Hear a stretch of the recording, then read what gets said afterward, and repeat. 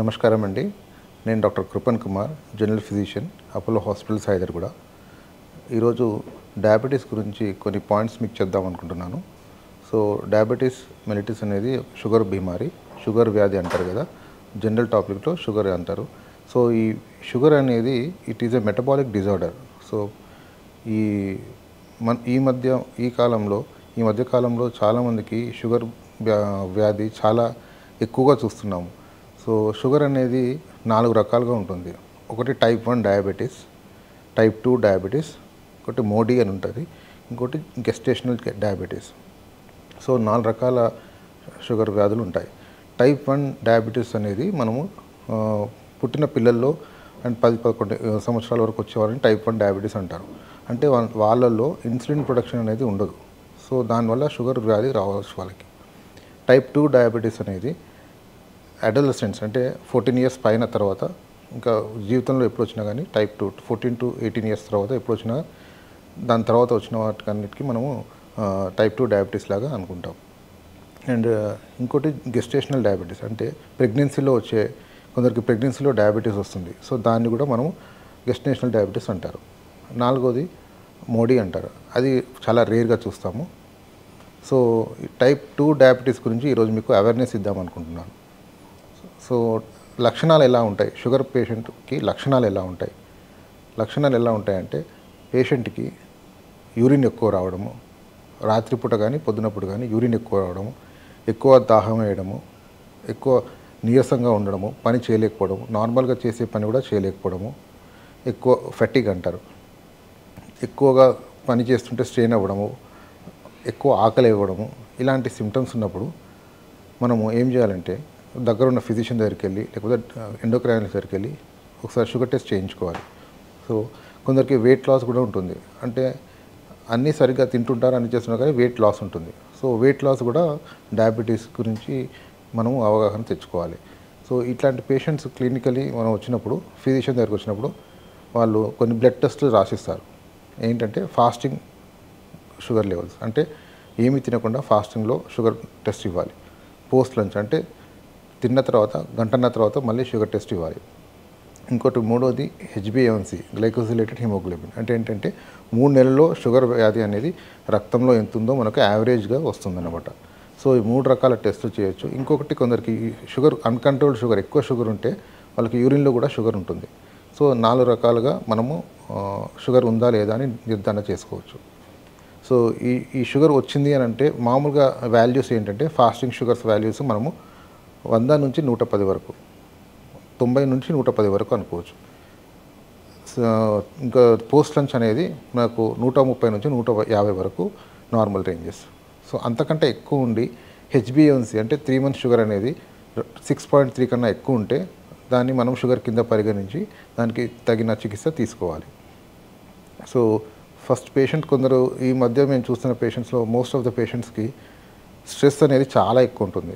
Stress వల్ల కూడా sugar అనేది చిన్న ఏజ్లోనే వస్తుంది. అంటే 30 ఏళ్ళకు, 25 సంవత్సరాలకి, 30 సంవత్సరాలకి షుగర్ అనేది చూస్తున్నాం.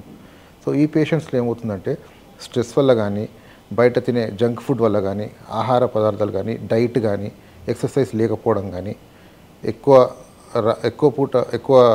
పని చేయకుండా ఎక్కువ కూర్చొని ఉండడం కానీ, అంటే కూర్చునే వర్క్ ఉండడం కానీ, ఎక్కువ అట్లీస్ట్ మనము మినిమం వాకింగ్ అనేది చేస్తూ ఉండాలి డైలీ. ఒక ఏజ్ 25 years తర్వాత మనం డైలీ 45 minutes మనం కంపల్సరీ వాకింగ్ చేస్తుండాలి. సో కొందరు ఏంటంటే కూర్చొని పని చేస్తుంటారు, వాళ్ళకు కూర్చొని కంటిన్యూగా పనిచేయడం వల్ల లావు పెరగడం కానీ, లేకపోతే మెటబాలిజం తగ్గిపోయి షుగర్ వ్యాధులు వస్తుంటాయి. సో ఇట్లాంటి పేషెంట్స్ మేము ఈ మధ్య ఎక్కువగా చూస్తున్నాము, 25-30 సంవత్సరాలు. సో వీళ్ళకి మెయిన్ కారణం స్ట్రెస్ తగ్గించుకుంటే మనము షుగర్ అనేది కంట్రోల్ చేసుకోవచ్చు. సెకండ్ అనేది ఈటింగ్ హ్యాబిట్స్ అనేది మార్కెట్లో చాలా ఎక్కువగా జంక్ ఫుడ్స్ కానీ, విపరీతమైన ఆయిలీ ఫుడ్స్ కానీ, లేకపోతే ఫ్యాటీ ఫుడ్స్ కానీ ఇవన్నీ తింటున్నారు. దానివల్ల కొలెస్ట్రాల్ పెరగడము, వేరే హార్ట్కి సంబంధించిన వ్యాధులు రావడము, షుగర్ రావడము ఇవన్నీ జరుగుతున్నాయి. సో ఈటింగ్ హ్యాబిట్స్ అనేది మనము లిమిట్లో పెట్టుకొని ఏదైతే అవసరమో అంతవరకే తిని, ఏదైతే ఫ్యాట్ ఎక్కువ ఉంటుందో దాన్ని అవాయిడ్ చేయడం అనేది చేస్తుండాలి. ఇట్లాంటి పేషెంట్స్ వచ్చినప్పుడు మేము ఏంటంటే షుగర్ టెస్ట్, మీకు ముందు చెప్పినట్టు షుగర్ టెస్ట్ చేసి దాని ప్రకారం ట్రీట్మెంట్ అనేది ఉంటుంది. ఒకవేళ కొందరికి బార్డర్ లైన్లో షుగర్ ఉంటుంది, అంటే జస్ట్ స్టార్టింగ్లో షుగర్ ఉంటుంది అనుకోండి, వాళ్ళకి ఎక్కువగా ఏమి ఇంజెక్షన్స్ కానీ టాబ్లెట్స్ కానీ ఏమి ఇవ్వము. వారికి ఏం చెప్తామంటే లైఫ్ స్టైల్ మాడిఫికేషన్స్, అంటే సరిగ్గా ఎక్సర్సైజ్ చేయడము, సరిగ్గా డైట్ ఫాలో అవ్వడము అనేది చేస్తే కొంతవరకు, అంటే ఇప్పుడు షుగర్ ఈరోజు ఉంది అనుకోండి, జస్ట్ స్టార్టింగ్ స్టేజ్లో, అంటే ఫాస్టింగ్ అనేది 110 150 నుండి పోస్ట్ నుంచి 140 150 160 ఉందనుకోండి, వాళ్ళకి ఎక్సర్సైజ్ డైట్ చెప్పి మళ్ళీ ఒక 1-2 మంత్స్ తర్వాత ఫాలోఅప్లో ఉండమని చెప్తాము. ఇది ఒకటి. రెండోది, కొందరికి పేషెంట్స్ అన్‌కంట్రోల్డ్ షుగర్స్ తోటి వస్తారు. అంటే వాళ్ళకి తెలియదు షుగర్ ఉందని. మామూలుగా రొటీన్ చెకప్ చేసుకుంటే షుగర్ పాజిటివ్ వస్తుంది. సో వాళ్ళకి ఏంటంటే టాబ్లెట్స్ కానీ ఇన్సులిన్ కానీ రాస్తాము. సో మేము ప్రిఫర్ చేసేది, most of the doctors prefer చేసేది ఇన్సులిన్. ఎందుకంటే ఇన్సులిన్ అనే దాంతో సైడ్ ఎఫెక్ట్స్ అనేవి చాలా తక్కువ ఉంటాయి. సో మార్కెట్లో చాలా రకాల ఓరల్ టాబ్లెట్స్ ఉన్నాయి, ఇన్సులిన్ కూడా చాలా రకాలు ఉన్నాయి. ఏ పేషెంట్కి ఏది ఇంపార్టెంటో అది ఇవ్వగలుగుతాము.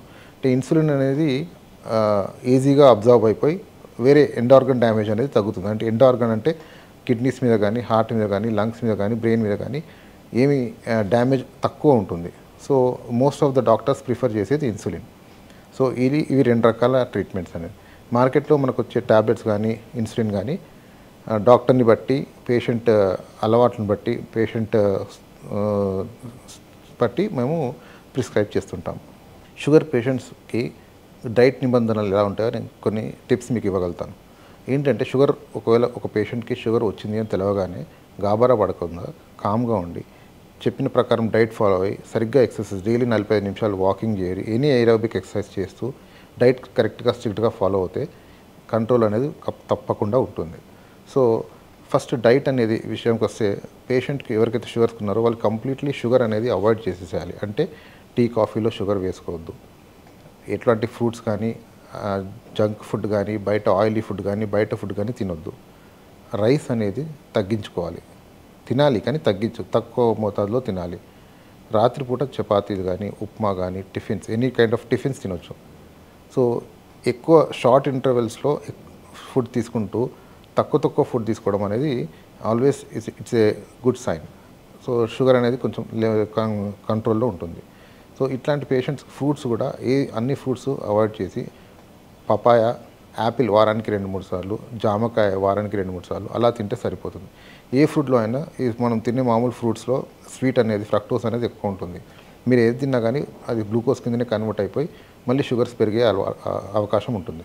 సో ఇలాంటి డైట్ ఫాలో అవుతూ, డైట్ కరెక్ట్గా చేస్తూ, ఎక్సర్సైజ్ కరెక్ట్గా చేస్తూ, ప్రాపర్గా జీవనశైలి సరిగ్గా ఉంచుకుంటే ఏ రకమైన షుగర్ వ్యాధి నుంచి అయినా మనము బయటపడవచ్చు, కంట్రోల్లో ఉండవచ్చు. ఏ ఆర్గన్స్ కూడా డ్యామేజ్ కాకుండా ఎన్ని సంవత్సరాలైనా మనము షుగర్ కంట్రోల్ చేసుకుంటూ ఉంటే ఏ ఆపద రాకుండా మనం చూసుకోవచ్చు.